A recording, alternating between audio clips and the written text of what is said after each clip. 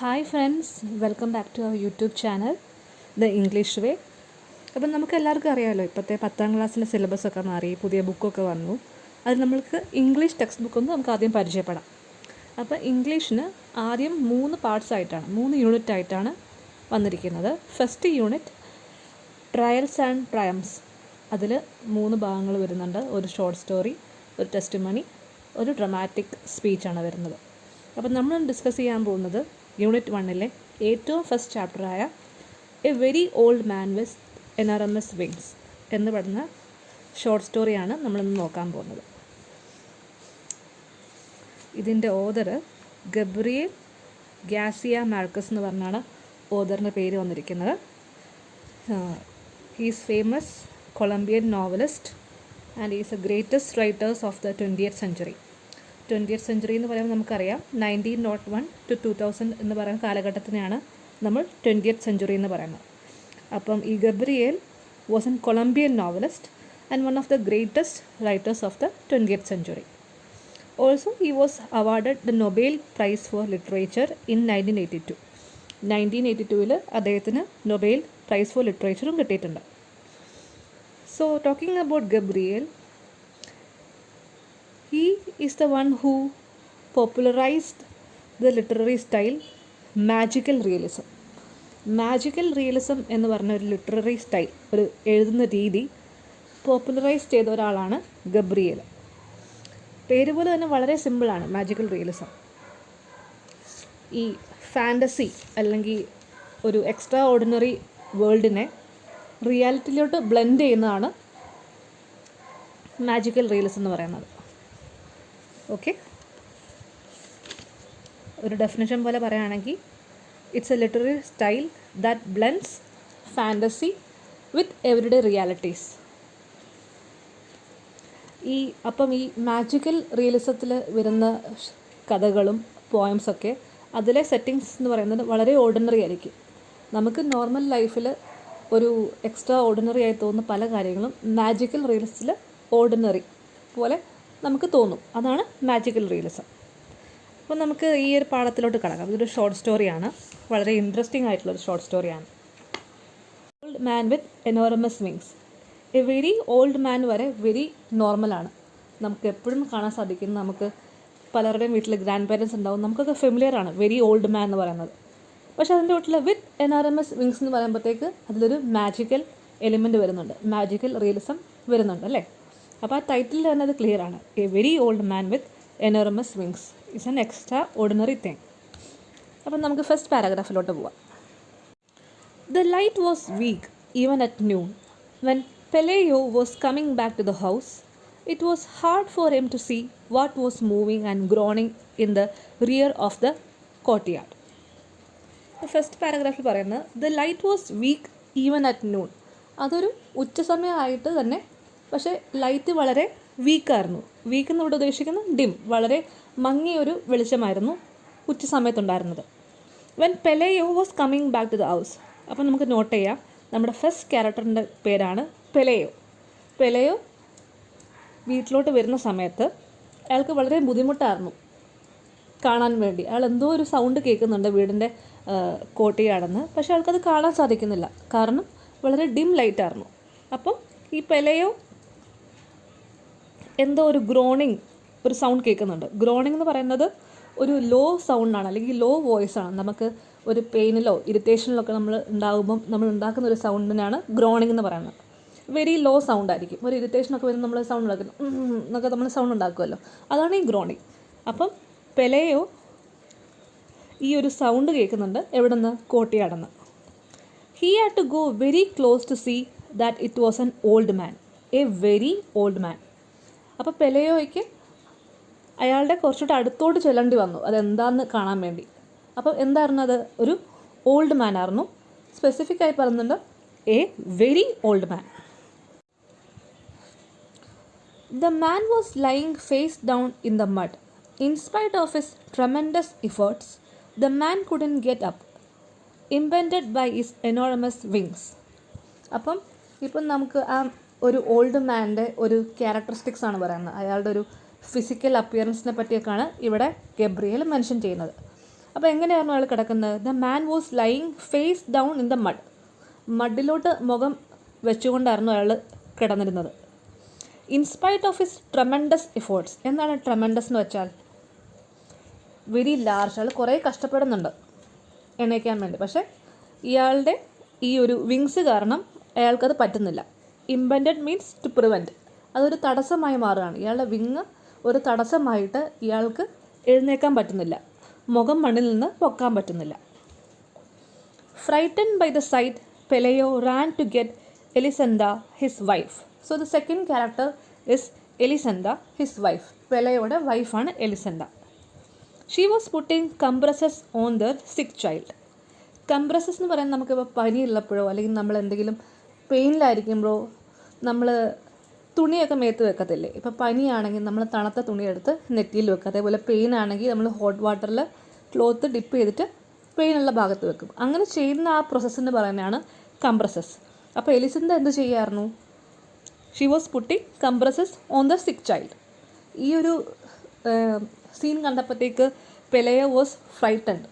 നമ്മളിപ്പം വീട്ടിലോട്ട് വരുമ്പോഴത്തേക്ക് വീടിൻ്റെ മുമ്പിലോ അല്ലെങ്കിൽ ബാക്ക് സൈഡിലോ ഒരു ഓൾഡ് മാൻ, ഒരു വിങ്സൊക്കെ ആയിട്ടുള്ള ഒരു ഓൾഡ് മാൻ ഇരിക്കുമ്പോൾ നമ്മളായാലും ഷോക്കായി പോകും. Same happen with Pelayo. He took her to the rear of the courtyard. They both looked at the fallen body. അപ്പം പെലയോ എന്ത് ചെയ്തു? വൈഫിനെയും കൂടെ ബാക്ക് സൈഡ് കോർട്ട്യാർഡിൽ കൊണ്ടുപോയി എന്നിട്ട് ഈ ഒരു കാഴ്ച കാണിച്ചു കൊടുത്തു. ഈ ഒരു ഫോളൻ ബോഡി എന്ന് പറയാൻ കാരണം നമ്മൾ നേരത്തെ പറഞ്ഞല്ലോ, മണ്ണിലോട് മുഖം ചേർത്ത് വെച്ചിട്ടായിരുന്നു ആ ഓൾഡ് മാൻ കിടന്നിരുന്നത്. അപ്പം അത് കാണിച്ചു കൊടുത്തു. The man was dressed like a rag picker. There were only a few faded hairs left on his bald skull and very few teeth in his mouth. അപ്പോൾ എഗെയിൻ അയാളുടെ ഫിസിക്കൽ അപ്പിയറൻസിനെ പറ്റി പറയുകയാണ്. He looks like ഈ dress like rag picker. Rag picker എന്ന് പറയുന്നത് നമ്മുടെ ഈ വീട്ടിലൊക്കെ വേണ്ടാത്ത വസ്തുക്കളൊക്കെ എടുക്കുന്ന ആൾക്കാരുണ്ടാവുമല്ലോ, വന്ന് എടുത്തുകൊണ്ട് പോകത്തുണ്ടല്ലോ, അങ്ങനത്തെ ആൾക്കാരെയാണ് റാഗ് പിക്കർ എന്ന് പറയുന്നത്. ആൻഡ് അയാളുടെ തലയിൽ 2-3 മുടിയേ ഉണ്ടായിരുന്നുള്ളൂ. Also about few teeth in his mouth. His pitiful condition seem that of a drench great grand father. അപ്പോൾ അയാളുടെ ഇങ്ങനത്തെ ഒരു അപ്പിയറൻസ് കണ്ടപ്പോഴത്തേക്ക് എന്താണ് ഇവർക്ക് തോന്നിയത്? ഡ്രഞ്ച് എന്ന് വെച്ചാൽ നനഞ്ഞ് കുതിർന്നൊക്കെ പറയുന്ന പോലെ ഒരു നനഞ്ഞ് ഇരിക്കുന്ന ഒരു ഗ്രേറ്റ് ഗ്രാൻഡ് ഫാദറിനെ പോലെയാണ് അവർക്ക് തോന്നിയത്. This took away any sense of grandeur he might have had. Grandeur എന്നിവിടെ പറയുന്നത് ഇപ്പം അദ്ദേഹം ഒരു ഓൾഡ് മാനാണ്, വെരി ഓൾഡ് മാൻ. അതിന് മുമ്പ് അയാൾക്കൊരു യങ് ഏജ് ഉണ്ടാവും. പക്ഷേ ഈ ഒരു ലുക്ക് കാരണം അയാളുടെ പഴയ സൗന്ദര്യത്തെ ഒന്നും നമുക്ക് എന്ത് ചെയ്യാൻ തോന്നുന്നില്ല, മനസ്സിലാക്കാനോ അല്ലെങ്കിൽ അങ്ങനെ ഒരു ലുക്ക് ഉണ്ടെന്ന് വിചാരിക്കാനോ ഇവർക്ക് പറ്റുന്നില്ല ഈ ഒരു ലുക്ക് കാരണം. His huge buzzard wings, dirty and half plugged, were entangled in mud. അപ്പോൾ ഇയാളുടെ ഈ വിങ്സ് പകുതി മണ്ണിൽ എൻടാങ്കിൾഡ് ആയിരുന്നു. Entangled means twisted. മണ്ണിലിങ്ങനെ കുടുങ്ങി കിടക്കുകയാണ് അയാളുടെ ചിറക്. Okay. They looked at him so long and so closely that Peleo and Elisenda very soon overcame their surprise. In the end, they found him familiar. Then they dared speak to him. He answered in an incomprehensible dialect with a strong sailor's voice. So, ഈ പാരഗ്രാഫിൽ എന്താണ് പറയുന്നത്? പെലയോ എലിസൻ്റെയും കുറേ സമയം ഇദ്ദേഹത്തെ തന്നെ നോക്കിയിരുന്നു കഴിഞ്ഞപ്പോഴത്തേക്ക് അവർക്ക് ആ ഒരു ഷോക്കും ആ ഒരു സർപ്രൈസൊക്കെ പതിയെ കുറയാൻ തുടങ്ങി. കാരണം അവർക്ക് എന്തോ ഫെമിലിയർ ആയിട്ടുള്ളൊരു ഫേസ് പോലെ തോന്നി. അപ്പോൾ ഇങ്ങനെ ഒരു സിറ്റുവേഷനിലാണ് പെലയോ ആൻഡ് ഹിസ് വൈഫ് അദ്ദേഹത്തിനോട് സംസാരിക്കാൻ വേണ്ടി തുടങ്ങുന്നത്. അപ്പോൾ ഈ ഓൾഡ് മാൻ റിപ്ലൈ ചെയ്യുന്നുണ്ട്. എങ്ങനെയാണ് അവർ റിപ്ലൈ ചെയ്യുന്നത്? In an incomprehensible dialect. Incomprehensible dialect ഇവിടെ ഉദ്ദേശിക്കുന്ന ഒരു അൺനോൺ ലാംഗ്വേജ്. ഇൻകോംപ്രിഹെൻസിബിൾ ഉദ്ദേശിക്കുന്ന ഒരു അൺനോൺ ലാംഗ്വേജ്. ഡയലക്റ്റ് നമുക്ക് ഒരു സ്ലാങ്, ഒരു ടോൺ എന്നൊക്കെ നമുക്ക് ഇതിലെടുക്കാം. With a strong sailor's voice. അപ്പോൾ അയാളുടെ ഈ ഒരു റിപ്ലൈ കേട്ടിട്ട് ഇവർക്ക് തോന്നുകയാണ് ഇദ്ദേഹം ഒരു സെയിലറാണെന്ന് ഇവരിങ്ങനെ ചിന്തിക്കുകയാണ് ഈ ഒരു ഡയലക്റ്റ് കേട്ടിട്ട്. They concluded that he was a lonely cast away from some foreign ship wrecked by the storm. അങ്ങനെ ഇയാളുടെ ഒരു റിപ്ലൈ കേട്ടിട്ട് ഇവരൊരു നിഗമനത്തിലെത്തുകയാണ് ഇദ്ദേഹം ഒരു ലോൺലി കാസ്റ്റ് അവേ ആണ്. കാസ്റ്റ് അവേ എന്ന് വെച്ചാൽ a person who is left alone in an island after a ship wreck. അതാണൊരു ഡെഫിനേഷൻ. ഒരു ഷിപ്പ് റെക്ക് എന്ന് വെച്ചാൽ ഒരു അതിശക്തമായ മഴയത്തൊക്കെ ചിലപ്പം ഷിപ്പിന് പലതരം അപകടങ്ങൾ പറ്റിയെന്ന് വരാം. അങ്ങനെ ഒരു അപകടത്തിൽപ്പെട്ട ഒരു ഐലൻഡിൽ ഒറ്റപ്പെട്ടു പോയ ഒരാളായിട്ടാണ് ഇവർ വിചാരിക്കുന്നത്. അതാണ് കാസ്റ്റവേ എന്ന് പറയുന്നത്. A person who is left alone in A island after a ship wreck. Then they called in a neighbor woman to see him. All she needed was one look to show them their mistake. He is an angel, she told them. He must have been coming for the child. But the poor fellow is so old that the rain knocked him down. അങ്ങനെ ഇവരെന്താണ് ചെയ്യുന്നത്? ഈ പെലയോ വൈഫും കൂടെ ഒരു നെയ്ബറിനെ വിളിക്കുകയാണ്. അപ്പം നെയ്ബറിനെ വിളിച്ചപ്പോഴത്തേക്ക് എന്തായിരുന്നു? നെയ്ബറിന് ഒരു നിമിഷം മതി. ആ ഒരു നിമിഷം കൊണ്ട് നെയ്ബർ പറഞ്ഞു, നിങ്ങൾക്ക് തെറ്റ് പറ്റിയിരിക്കുകയാണ്, ഇതൊരു ഏഞ്ചലാണ്. He must have been coming for the child. അപ്പോൾ നമ്മൾ നേരത്തെ പറഞ്ഞെന്ത്, ഇവരുടെ ചൈൽഡ് സുഖമില്ലായിരുന്നു നമ്മൾ പറഞ്ഞു. കാരണം ഫസ്റ്റ് പെലയോ വൈഫിനെ വിളിക്കുന്ന സമയത്ത് the wife was putting compresses on the sick child. അപ്പോൾ ഈ നെയ്ബർ പറയാണ് ഈ ഒരു കുട്ടിക്ക് വേണ്ടി ഇയാൾ വന്നതായിരിക്കും, പക്ഷേ മഴ കാരണം അയാൾ ഇവിടെ അകപ്പെട്ടു പോയതാണ്. Okay.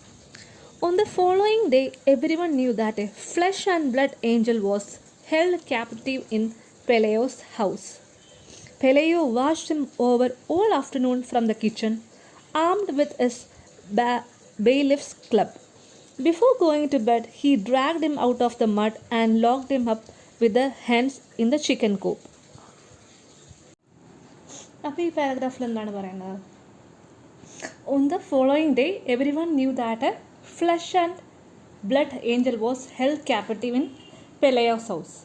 Flesh and blood Angel എന്ന് ഉദ്ദേശിക്കുന്ന ഹ്യൂമൻ ലൈക്ക്, ഒരു മനുഷ്യനെ പോലത്തെ തന്നെയുള്ള ഒരു ഏഞ്ചലിനെ പെലയുടെ വീട്ടിൽ അടച്ചു വച്ചിരിക്കണമെന്ന് എല്ലാവരും അറിഞ്ഞിരുന്നു. Pelayo washed over him all afternoon from the kitchen. അപ്പോൾ അയാൾ എന്ത് ചെയ്തു? കിച്ചണിൽ നിന്ന് ഈ ഒരു ഓൾഡ് മാനെ തന്നെ കുറേ നേരം നോക്കിക്കൊണ്ട് തന്നെ ഇരുന്നു. Armed with his bailiff's club. Bailiff എന്ന് പറയുന്നത് an official who keeps order and is in charge of prisoners. ഈ ജയിൽ പുള്ളികളെയൊക്കെ നോക്കുന്ന ഒരു ഓഫീസറിനെ പറയുന്നതാണ് ബെയിലിഫ് എന്ന് പറയുന്നത്. അപ്പം ബെയിലിഫ് ക്ലബ് എന്ന് പറയുന്നത് സ്റ്റിക്ക്. ഈ ബെയിലിഫ് ക്യാരി ചെയ്യുന്ന ഒരു സ്റ്റിക്കിനെയാണ് ബെയിലിഫ് ക്ലബ് എന്ന് പറയുന്നത്. അപ്പോൾ അയാൾ എന്ത് ചെയ്തു? കിടക്കാൻ നേരം ഈ ഒരു ഓൾഡ് മാനിനെ ഈ മഡിൽ നിന്ന് വലിച്ചെടുത്തിട്ട് ചിക്കൻ കൂപ്പ് എന്ന് വെച്ചാൽ കോഴിക്കൂട്ടിൽ പൂട്ടിയിട്ടു. A short time afterward the child woke up without a fever and with a desire to eat. Then they felt magnanimous.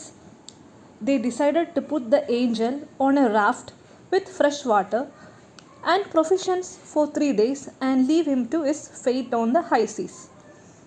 അപ്പം കുറച്ച് കഴിഞ്ഞപ്പോൾ എന്ത് സംഭവിച്ചു? ഈ ഒരു സുഖമില്ലാതെ ഈ ഒരു പനി പിടിച്ച് കിടക്കുന്ന കുട്ടി അസുഖമൊക്കെ മാറി എണീറ്റ് വന്നു. And with desire to eat, ഭക്ഷണം കഴിക്കാനുള്ളൊരു ആഗ്രഹത്തോടെ ആ കുട്ടി എഴുന്നേറ്റ് വന്നു. അപ്പോൾ ഇത് കണ്ടപ്പോഴത്തേക്ക് അവർക്ക് ഷോക്കായി ലൈക്ക് ഇത്രയും നാൾ സുഖമില്ലാത്തൊരു കുട്ടി ഈ ഒരു ഓൾഡ് മാൻ വന്നതിനെ കൊണ്ടാണ് അസുഖം മാറിയതെന്ന് ഇവർ വിചാരിച്ചു. ബട്ട് റിയാലിറ്റിയിൽ എന്തായിരുന്നു? അതൊരു കോയിൻസിഡൻസ് മാത്രമായിരുന്നു. അല്ലാതെ ആ ഓൾഡ് മാൻ വന്നതുകൊണ്ട് മാത്രമല്ല ഈ കുട്ടിയുടെ അസുഖം പോയത്. മാഗ്നാനിമസ് എന്നിവിടെ പറയുന്നത് ജനറസ്, അനുകമ്പ എന്നൊക്കെ പറയില്ലേ. അപ്പം ഇവർക്ക് ഈ ഒരു ഓൾഡ് മാനിനോട് ഒരു അനുകമ്പ തോന്നിയിട്ട് ഇവരെന്താണ് ആലോചിക്കുന്നത്? ഒരു റാഫ്റ്റിൽ കുറച്ച് പ്രൊവിഷൻസ് എന്ന് വെച്ചാൽ ഫുഡ്, ഒരു 3 ദിവസത്തേക്കുള്ള ഭക്ഷണമൊക്കെ കൊടുത്തിട്ട് ഈ ഒരു ഓൾഡ് മാനെ നമുക്ക് പറഞ്ഞയക്കാം. ഫെയ്റ്റ് എങ്ങനെയാണോ അതനുസരിച്ച് അയാൾ പോട്ടെ എന്നാണ് ഇവർ ചിന്തിച്ചത്.